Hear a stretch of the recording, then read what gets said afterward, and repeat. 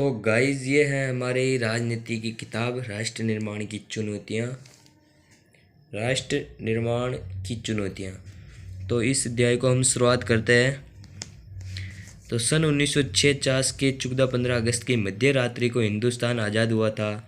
स्वतंत्र भारत के प्रथम प्रधानमंत्री जवाहरलाल नेहरू ने इस रात संविधान सभा के एक विशेष क्षेत्र को सर्वाधिक किया। उनका ये प्रसिद्ध प्रदूषण भाग्य विद्युत से 4% भेंट है। टेस्ट डी नाम से जाना जाता है। हिंदुस्तान की जनता इसी दाना की प्रतीक्षा कर रही है। आपने इतिहास की पाठ्य पुस्तकों में सारी आज़ादी की लड़ाई में कई आवाज़ बुलंद थी। बहरहाल दो बातों पर ही सबकी सहमति थी। पहली बात यह है कि आज़ादी के बाद देश का शासन लोकतांत्रिक सरकार के जरिए चलाया जाएगा, और दूसरी ये है कि सरकार भले के लिए ही काम करेगी। इस शासन में गरीबों और कमज़ोरों का खास ख्याल रखा जाएगा। देश अब आज़ाद हो चुका है। आज़ादी से जुड़े इन सपनों का साकार करने का वक्त आ गया था।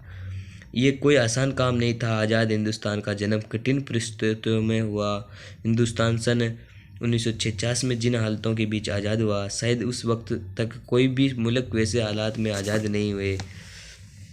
आज़ादी मिली, लेकिन देश के बंटवारे के साथ सन 1946 के साल अभूतपूर्व हिस्सा में विस्थापन में त्रासदी साल था। आज़ाद हिंदुस्तान को इन्हीं परिस्थितियों में अपने बहुविध लक्ष्यों को हासिल करने की यात्रा शुरू करनी पड़ी। आज़ादी के उन उथल पुथल भरे दिनों में हमारे नेताओं का ध्यान इसी बात से नहीं अटका कि ये नशा राष्ट्र की निर्माण चुनौती।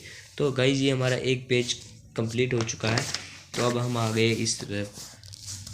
तो इसमें हम लोकतंत्र 3 चुनौतियाँ। लोकतंत्र की 3 चुनौतियाँ क्या है? राष्ट्र की 3 चुनौतियाँ हैं। लोकतंत्र को एकता में बांध कर रखना हो, लोकतंत्र की स्थापना हो, राष्ट्र का विकास और आदि। इसमें हम शुरुआत करते हैं। तो मुख्य तौर पर भारत के सामने 3 तरह की चुनौतियाँ थी। पहली चुनौती तत्कालीन एकता के सूत्र में बंधे एक ऐसे भारत को गढ़ने की थी जिसने भारत में समाप्त की गई थी विविधता के लिए जगह हो। भारत अपने आकार को विविधता में किसी महादेश के बराबर था। यहाँ अलग अलग बोली बोलने वाले लोग थे, उनकी संस्कृति अलग थी और वह अलग अलग धर्मों के अनुयायी थे। उस वक्त आमतौर पर यह माना जा रहा था कि इतने विविधता से भरा कोई देश ज़्यादा दिनों तक एकजुट नहीं रह सकता। देश के विभाजन के साथ लोगों के मन में समाई यह आशंका एक तरह सच में साबित हुई थी। भारत के भविष्य में सिर्फ राष्ट्रीय एकता की बात पर सबसे ज़्यादा जोर देता है, बाकी देशों को जंजाल दे देगा। क्या आप जानते हैं कि दूसरी चुनौती लोकतंत्र को कायम करने की थी? तो गाइज ये है बोर्ड में इम्पोर्टेंट क्वेश्चन। दूसरी चुनौती थी लोकतंत्र को कायम करने की। तो आप थोड़ा सा इसको पढ़ लीजिए। आप भारतीय संविधान के बारे में पहले ही पढ़ चुके हैं। आप जानते हैं कि संविधान में मौलिक अधिकारों की गारंटी दी गई है और यह हर नागरिक को मतदान देने का अधिकार दिया गया है। भारत ने संसदीय शासन आधारित प्रतिनिधिमूलक लोकतंत्र को अपनाया है। इन विशेषताओं से ये बात सुनिश्चित हो गई है लोकतांत्रिक ढांचे के भीतर राजनीतिक मुकाबले होंगे।